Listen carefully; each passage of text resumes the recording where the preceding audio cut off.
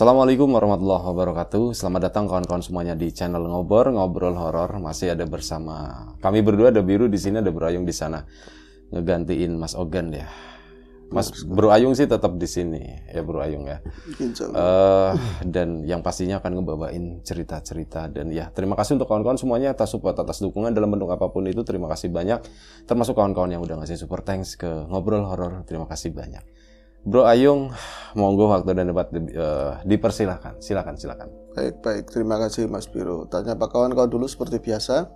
Assalamualaikum warahmatullahi wabarakatuh. Waalaikumsalam warahmatullahi. Bismillahirrahmanirrahim. Apa kabar kawan-kawan ngobor semua? Semoga semua dalam keadaan baik, sehat, dan selalu bahagia tentunya kapanpun dan dimanapun saatnya. Amin. Di sini ada kami berdua seperti biasa di ngobrolin yang horor-horor. Seperti biasa kita akan membawakan cerita horor ya. Iya betul. Ada cerita apa Bro Ayung? Iya, langsung ke cerita aja ya. Iya, langsung ke cerita. Ya, ini ada sebuah cerita ini maksudnya ya. Cerita ini dari Mas Romli yang mengalami langsung Mas Romli. Ya, ini kebetulan masih lebaran, sering banyak ketemu orang kan. Kita ada keuntungan sering dapat cerita begitu ya. Nah, Romli itu satu kampung. Satu kampung istrinya. Oh, istrinya. Aslinya bukan orang Bukan orang sini, orang Kulon. Nah, cuman memang dia itu semenjak menikah pengen punya cita-cita. Wong dulu kan pernah sering keliling-keliling barang itu loh yang di pengen punya cita-cita, berarti semenjak menikah dia belum punya cita-cita, baru ditanyain, kepengen gitu. Iya, jauh dong ya. Orang yang punya cita-cita aja susah ngeraihnya. Apalagi ini baru pengen punya cita-cita. Aku nggak gitu. pengen, jadi nggak ada kesusahan apapun. Berarti mengalir aja ya gitu. Kalau ditanyain Pak Guru dulu, kamu cita-citanya apa? Menikah kayak gitu. Nah, akhirnya menikah dengan Mbak Atun sebut saja yang dari kampung aku. Dan dia dari dulu itu kenalan sama Atun ya karena iter-iter gerabahan itu loh, orang Kulon itu yang dikredit-kreditin itu. Iya. Ini dulu dirimu pernah cerita masalah tukang kredit loh. Ya, ini orang yang lagi. sama atau bukan? Bukan, beda lagi. Ini agak tuiran, kalau dulu muda. Kalau diceritain 3 tahun yang lalu, sekarang tua juga sih mungkin. Sekarang udah punya cita-cita? Yang dulu? Si Mas Romli itu? Sekarang udah punya sekarang? Cita-cita. Oh ya udah, syukurlah. Pengen bikin rumah katanya. Pengen bikin rumah? Ya, berarti udah jadi ya cita-citanya. Jangan rokok ya Bi. Kalau bikin rumah jangan rokok. Kalau rokok sekarang mahal, mendingan buat beli batu bata katanya satu-satu. Tapi yang enggak ngerokok tetap aja enggak bikin rumah. Jadi ya angel. Jadi Mas Romli itu ya dulu dari pertama kenalannya sama Mbak Atun. Dari Mbak Atunnya juga orangnya nggak neko-neko, nggak sosialita kayak yang lain. Terus orang tuanya juga adem-ademan biasa aja. Lah, nih saya mah yang penting dapat mantu orangnya baik, mau usaha, apalagi kayak situ, mau jalan jauh-jauh kayak situ, kemana-mana aja kayak gitu kan. Yang penting nyari rezeki halal. Saya mah seneng-seneng aja, alhamdulillah. Yus merestui banget Bi. Akhirnya kan nggak ada hambatan, dilamarlah dari keluarga Romli itu datang ke kampungan sini. Kemudian singkat cerita menikah. Tapi setelah dijalani ternyata dengan mas kawin cita-cita gitu. Iya, mas kawinnya cita-cita sama seperangkat perabot yang udah biasa diiterin gitu. Yang nggak begitu sih Bi. Cuma akhirnya menikah. Tapi setelah menjalani pernikahan ternyata itu manis-manis lambe apa ya. Jadi ucapan pemanis pada awalnya aja. Setelah dijalani faktanya enggak seperti itu. Ternyata orang tuanya, mertua ya, terutama yang perempuan itu benar-benar bawel luar biasa. Harus gawanannya itu dari bawaan pada saat nikah udah diomong. Perjalanannya dapatnya seberapa dikontrol terus semuanya. Akhirnya kan mereka merasa gerah, jengah. Akhirnya ambil keputusan untuk pindah rumah. Nah, ini pindah rumah bukan berarti punya rumah ya, tapi menempati rumah. Bro Ayung posisinya kayaknya enakan begitu aja biar suaranya kenceng gitu. Kalau begini mic-nya tuh terlalu jauh. Berarti udah gitu aja ya, pertahankan sampai Baiklah. Oke. Akhirnya Mas Romli sama Mbak Atun itu pindah ke sebuah rumah. Aku yang penting mau misah dari orang tua yang seperti ini. Atun juga, aku juga malu sama situ Mas. Pokoknya aku kamu kemana aja pindah aku ikut. Romli dapat kabar dari tadi ya. Pasien customernya dia yang biasa beli gerebahan. Rom, ada rumah di sana tapi kamu mau apa enggak, betah apa enggak. Tapi ini enggak diomongin sama istri. Yang udah yang ngontrak di situ bahkan gratis pun enggak ada yang kuat. Tapi kalau dalam pandangan Romi, rumah itu dekat jalan. ada pelatarannya. Ya kalau misalnya disapuin bagus, Bi, Mas, rumah-rumah Tetangganya sekarang. ada. Komplit ada semua. Tapi kalau sebelahnya itu emang kosong, bukan berarti suwung ya. Orangnya jarang-jarang pulang begitu. Rumahnya ada gentengnya nggak ada gitu. Iya, tapi rumah komplit, ada gentengnya pas masuk Iya, begitu ya. Cuman apa iya sih Romli akhirnya kan cari tahu sama yang beli-beli geraban yang lain. Emang pernah ada yang ngontrak situ?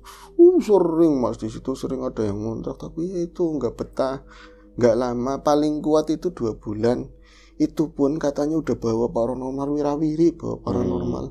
Terus saya aja pernah lihat ya Pak, ngomong sama bapaknya, embutan bapaknya nggak belain. Gosip kan ngerti ibu-ibu kan kayak gitu. Enggak, waktu itu kan ada bapak-bapak masuk kumisan baplang baju hitam-hitam tahu-tahu muntah-muntah, katanya muntah getih, muntah darah pas nanganin rumah tersebut. Romi, iya apa enggak? Kalau misalnya iya, ini bisa gawat buat saya sama Atun, apalagi Atun lagi mulai ngisi. Istri saya udah mulai ngisi, kata Romli. Tapi kalau ada kayak gituannya sama dengan bisa gratis. Ya kan, bisa murah paling enggak seperti itu. Akhirnya ngomong sama ibu-ibu tersebut, dari beberapa narasumber yang cerita itu tempat itu serem, banyak hantunya. Akhirnya dapatlah yang bisa dihubungi untuk bisa ngontrak atau tinggal di situ. Yang punya. Ternyata yang punya itu udah di Jawa Timur, waris tinggal satu-satunya itu ya. Jadi anak ada berapa, tinggal satu udah menikah, punya anak cucu di sana lah ya. Itu diwakilkan sama tetangga. Ya itu kuncinya ada di sana, tinggal masuk aja. Orang usah ngontrak, orang usah bayar, terserah. Tempatin aja. Aja, kalau enggak kamu mau ambil. Enggak seperti itu sih, cuman tinggal ditempatin, tapi oleh listrik bayar sendiri semua begitu. Romi senang banget, gegap gempita lah dia. Alih-alih dia sebenarnya itu di situ ngontrak gratis, ngomong sama mertuanya seolah-olah beli. Oh. Karena memang bukan satu kampung. Iya, aku beli rumah nih. Aku beli rumah kayak gini mah, wow, senang banget. Mulai ada harga dirinya naik, ngomong ke tetangga, kalau Romli itu memang mantu saya yang begini-begini. Iya, hebat gitu ya. Oh ya begini aja ya, Pindahan seperti layaknya orang pindahan pada umumnya, senang punya rumah, beli rumah baru. Diawali dengan ini itulah adat-adatnya sana gitu kan. Setelah saya waktu itu nempatin, kalau pada awalnya itu ya lumrah ya, ada selamatan segala macam, manggil ustadz gitu. Saya mau niat baik tinggal di situ. Itu di malam 1, 2, 3 nggak ada apa-apa. Setelah malam keempat, saya hitungin bener Mas, masih ingat. Itu lampu aja belum saya taruhin lampu semua karena banyak fittingan yang kosong, terutama rel belakang. Dan saya itu yang penting gagian cepetan pindah. Jadi ruang depan teras, terus ruang tamu, kamar-kamar, tengah, ke belakang itu banyak yang masih belum tak tatorin lampu. Bahkan belum saya sweeping semua loh. Area belakang aja saya nggak tahu itu apa. Apa kebun, ada rumah lagi, saya nggak paham. Pokoknya aku mau cepet nempatin, aku juga dagang seperti biasa. Cuman malam keempat, waktu itu saya itu ider keliling-keliling gerabahan. Dilalanya ada ban bocor, motor itu bener-bener rewel banget. Saya pulang itu sekitar jam 7 malam. Berarti mau isya belum isya malah belum ada azan isya. Saya itu kok dapatin rumah kok melompong, pintunya itu melompong, tapi di ruang tengah ya lampunya mati, di depan teras juga mati. Itu kan sama dengan memang istri keluar atau mungkin nggak tahu saya, pokoknya kok bisa rumah kok kayak gitu nggak dinyalain, ada apa gitu kan. Pas saya itu langsung masukin motor ke pelataran rumah. Pelataran rumah itu ada pohon mangga itu Mas, mangga manis. Saya biasa disenderin di situ karena memang jagang itu nggak nyampe. Sama gerabahannya langsung disender kayak gitu. Saya panggil, mah kadang-kadang Deus campur Tun, kamu gimana sih ini? Kenapa nggak dinyalain? Itu nggak ada yang nyaut. Sama sekali nggak ada yang nyaut. Saya masuk, yakin lampu masih belum dinyalain sama sekali yang ruang tamu. Ruang tengah nggak dinyalain juga. Tapi di kamar hidup memang. Ternyata istri saya lagi ndekom begini. Nah contoh ini Bi. Ndekom kayak gini bukan di bawah tapi di atas kasur dan di paling sudut kamar, paling sudut. Bener-bener di sana. Itu selimut, bantal, tutup-tutupan, tinggal kelihatan kayak mata segini sama jilbabnya. Gitu ya. Iya gini, Mas, kue sampai apa gitu, kamu itu sampean apa bukan kayak gitu katanya Bi. Kenapa? Sampean primen. Ki aku mau aku nggak percaya, Sini tapi jangan ke sini tapi jangan ke sini. Aduh perutnya sakit kayak gitu Bi. Jadi ya baru ini kan masih rentan ya. Akhirnya saya paksain, mau istri takut mau enggak, saya mendekat. Kayak cekel ke lanang ikon. Ini lanang karena dia udah lama di sini kan udah paham bahasa situ ya. Ini nih suamimu diplak bunyi, dia raba-raba, nyikep langsung nangis guguk. Saya takut Mas, pindah Mas, yuk pindah. Saya masih bercanda, saya pindahin dari kasur, saya pindahin ke depan, ke tengah, ceplak langsung saya, jangan ke sini. Pokoknya aku nggak pengen di rumah ini. Kamu cerita ada apa? Mau cerita, bilangnya mantan istri saya dia kayak nggak sadar, kayak balik begini, kebalik Bi. Dan lihatnya selalu ke arah belakang. Nggak mau cerita, nggak boleh sama itu apa? Saya kan tahu istri saya udah lama pacaran sembari iter, bahkan dia SMA aja saya udah di situ. Jadi udah kenal lah watak sifatnya, dan istri saya itu nggak pernah bisa ngeliat yang seperti itu. Kenapa di saat itu seolah-olah dia itu nggak boleh sama itu, nunjuk sesuatu yang nggak ada siapapun. Itu kan berarti Mas Romli nggak ngelihatnya. Iya, Mas Romli nggak ngelihat. Itu kan berarti sesuatu yang nggak nampak atau sama dengan hantu. Kamu ngelihat apa? Nggak boleh sama siapa? Itu tadi yang hitam yang jalan ke sana. Siapa? Banyak banget. Banyak banget, gak cuma satu. Mas, kamu ngelihat Mas, ruangan belakang udah pernah lihat apa enggak? Itu kamar satunya enggak kita kasih lampu dan pintunya enggak ada. Cuma ada kusennya doang, Bi. Kamar itu enggak tahu, emang di dalamnya ada apa, Dek? Ada apa tuh di situ? Kayak ada bekas orang dagang jualan nasi atau apa itu loh. Meja atau bukan yang buat masak itu, tapi gede-gede, panci gede apa gede. Dandang di situ. Enggak tahu Mas, enggak pernah ngontrol ke situ. Itu kan ternyata sore tadi saya kan memang nyapu sampai ke belakang. Si Atun juga baru ngeliat ke belakang itu ada apa aja. Sawangnya banyak banget. Tapi saya entah bener apa enggak ya Mas, di tembok itu kan ada kastok ya, buat gantungin baju dan kastok model lama yang pakai kayu ada kacanya itu lebih cerantol. Itu sebelahnya yang ruangan yang ngadap ke bukan arah pintu ya, ngadap ke arah selatan itu, Mas, sampean percaya apa enggak? Ada perempuan gantung di situ, Mas. Gantung. Perempuan gantung, bener katanya. Yang bener kamu ngomong, jangan bercandaan. Ini serius, kita baru pindah di sini. Padahal dalam hati Romli banyak kabar-kabar miring, tapi nggak pernah sejelas itu. Itu saya udah ngelihat perempuan gantung. Nah, yang perempuan gantungnya paling boneka atau apa? Bukan boneka. Yuk anterin yuk. Emang sampean berani? Yuk. Aku enggak, aku cukup tadi udah ngelihat kayak gitu sore, aku nggak mau ngelihat lagi. Posisinya kayak apa? Diceritain lah sama Atun, Bi. Gantung itu bukan orang gantung diri, tapi benar-benar digantung sama sesuatu. Jadi lempeng banget sama kastok. Kastok itu yang ngadep ke pintu, dia yang ngadep ke sana begitu ya. Dia itu posisi itu nempel di tembok. Tapi posisinya sana keluar gitu ya, bukan miring ke tembok atau nempel begini plak gitu enggak. Jadi kayak diikat di depan begini katanya, diikat kakinya, diikat tangannya, diikat ini kepala ke bawah, rambut ke bawah begitu, ngerai semua. Makhluknya warnanya hitam, keunguan biru-biru kayak gitu. Dan tapi perempuan, jelas perempuan. Saya kata si Atun, dia ngomong perempuan ya karena rambutnya panjang dan badannya bukan badan laki-laki. Ada jarit-jaritnya tapi nggak seluruhnya nutupin tubuh, kayak compang-camping gitu, kotor dan baunya anyir, Bi. Baunya anyir. Dia itu padahal kan di situ kamu ngeliatnya jam berapa, 4:30 lah. Habis asar saya nyapu sampai situ beres-beres 4:30. Sore ya, Pak. Masih sore. Itu gantung di situ. Lah, yang gantungnya nyantol di apa? Nggak ada cantolan apapun, Bi. Kayak memang digantung. Tapi yang saya lihat itu, dia itu ada tali, tapi sampean percaya apa enggak ya, bukan tali, kayak cahaya, Bi. Kayak cahaya yang ikat gitu loh, kayak cahaya. Dia bilang putih ya, bukan kayak cahaya rada-rada pendarnya kayak emas. Itu cahaya itu kayak ngikat begini, ngeborgol gitu. Ngeborgol kaki sama ini diborgol, dan dia cuman gini-gini, lepasin. Kalau bahasa Indonesia seperti itu, lepasin. Tapi dia juga nggak nongok ke arah Atun, kayak nggak menyadari ada orang ke situ. Saya takutnya kayak apa, hampir terjerembab ke belakang, untung ketahan sama sapu ada katanya. Sapu lidi. Sapu hijau, saya bisa begini.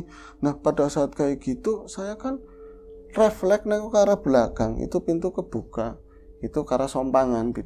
Di situ Mas, ya Allah, aku sing ireng-ireng banyak banget. Yang hitam-hitam, makhluk hitam itu Yang itu ini banyak ungu. banget. Yang ini ungu kehitaman. Yang itu belakang hitam. Si sapane ya Tun. Jadi saya itu kata si Romi, saya improv buat nenengin si istri saya. Yang hitam-hitam sih siapa nih Atun? Nggak tahu, tapi dia kayak mereka itu kayak pengen menyampaikan sesuatu atau pengen saya jangan di situ. Apa aneh ya? Itu nggak terjawab Mas, hari itu nggak terjawab. Pokoknya malam itu jam tujuan dia cerita mungkin sampai mau jam 8 kita nggak nginjek areal belakang sama sekali. Bahkan saya mau pipis, sampai kalau mau ke belakang jangan ngajak-ngajak saya, istri saya udah ngomong kayak gitu. Itu pokoknya hampir ngelus-ngelus perut. Dia juga minta pulang ke rumah ibunya. Pokoknya malam ini nggak mau di sini sampai benar-benar nggak ada kayak gituan lagi, dibersihin. Sampai katanya apa ada saudara orang pinter lah, aduh tuh bersihin semua kayak gitu kan. Saya nggak ke belakang sama sekali, malah kalau mau kencing aja pelan-pelan itu melipir-melipir ke depan di bawah pohon itu loh, pohon mangga. Iya, pohon mangga. Catur pas, tapi kalau itu malam itu saya nengok ke arah pintu rumah saya. Mas, saya bukan orang yang bisa ngelihat hal-hal yang goib sama sekali, dan pintu itu emang kebuka. Tapi bisanya pintu itu kebuka di sana, ini daun pintu setengah kebuka, tapi kayak ngomplong di sana, ruangan jauh kosong gitu. Dan saya ngeliat ada makhluk yang diikat gitu, dan nggak nempel tembok kayak semacam bendun kayak gini. Dan yang hitam-hitam itu rubutin, mubeng, kayak dia pengen berusaha ngelepasin itu, apa jangan-jangan itu apanya ya, pemimpinnya atau apa semacam itu. Pokoknya kok bisa jelas, tapi sekilas lalu nanti nggak ada. Lah aku yang penting mau ngambil istri saya, mau tak bawa keluar. Keluarnya saya nggak tahu, ini gawat, ini bahaya menurut pikiran saya seperti itu. Dan kata-kata tetangga itu memang benar adanya, saya ngeliat sendiri. Saya itu habis kencing gak cepok-cepok aja, nyaman seleret aja, masuk ke kamar, jaritnya saya, pakaian saya itu, pokoknya celana dalam sama celana sepotong, kaos, saya masukin tas gede, punya istri saya masuk, di Mas, kita jalan-jalan katanya seperti itu. Jalan-jalan gimana? Wis udah sini jalan-jalan. Mas sampean kenapa sih? Istri saya bisa dia kayak nggak cerita sore ada apa, kayak dia kayak gandul kayak gandul, mau kemana gitu, bertanya seperti itu. Akhirnya saya tarik ke depan begitu, astagfirullahaladzim, gerebahannya masih menyantol di motor. Iya. Itu kan, alah anak, bisanya durung 7 nih Mas, bisanya belum dilepasin, aku kelalen lupa itu. Sambil ngelepasin ikatan itu, aku ngeliat ke rumah, bener-bener ramai banget rumah itu. Dan seakan-akan yang makhluk yang hitam-hitam itu bukan cuma yang tadi aku lihat, itu semacam 4 atau 5 buah, 5 biji 5 gitu. sosok. 5 sosok. Tapi itu benar-benar banyak banget, dan ada mungkin misalnya 10 sosok, nanti ada yang lebih gede satu. Itu kayak gitu. Dan mereka kayak mereka itu ngerubutin yang digantung itu, dan nggak sependek pada saat dilihat saya di kamar gitu. Enggak, pandangan saya itu kayak dia tinggi, dan entah itu rumah atau apa nggak tahu lah, seperti itu. Pokoknya saya ikatan ini saya lepas aja susah banget. Pas udah saya dorong aja, bro, itu tetangga ada yang apa sih Rom kayak gitu, cuma dari dalam rumah. Gampang, nggak apa-apa. So, istri saya langsung tak dudukin bener-bener, hati-hati wetengnya, hati-hati perutnya karena lagi hamil. Saya langsung tancap gas, nggak tahu itu kan kita di kota Tegal ya. Itu yang penting keluar ngalor-ngalor, ada ke rumah sakit Kardina ke sana depan situ, terus ngalor lagi sampai sananya ngulun-ngulun Pasifik Marina. Oh iya, kemarin terus ke Pasifik gitu. Ke tukang sate itu terus, Mas, dewek sebenarnya ngendi katanya, kita mau kemana? Kalau mau ke alun-alun ke sana. Aku ketur deh. Bisa nih sampai nangis. Saya nangis takut, apa saya merasa bersalah, apa nggak tahu. Soalnya kalau misalnya saya pulang ke rumah orang tua, saya jujur, rumah itu nggak dibeli, itu cuman yang kontrak nggak bayar. Akhirnya saya cerita sama istri kan semuanya, aku ngelihat apa yang kamu lihat, tapi lebih serem dari itu, banyak makhluk nggak tahu deh. Akhirnya saya itu balik lagi ke rumah itu. Maksudnya malam itu. Jadi sekitar jam 9:30 akhirnya. Tapi nggak mau pulang, mau cari tetangga yang melek gitu loh, yang akrab sama istri sama saya. Ketika misalnya jualan kan banyak yang mau ngobrol. Alhamdulillah salah satunya itu yang cerita tentang rumah itu. Kan bengi-bengi sing di bocah matang kok digawa-gawa mayang-mayang. Apa perut lagi hamil muda kok malam-malam dibawa muter-muter. Nangis Rom, kamu nangis. Saya malu tapi banyu matanya betul terus, nggak bisa berhenti. Mancing-mancing melebu, ya Allah bocah kenapa? Nah, gawe kena banyu kata suaminya si orang itu kan. Saya ceritain semuanya.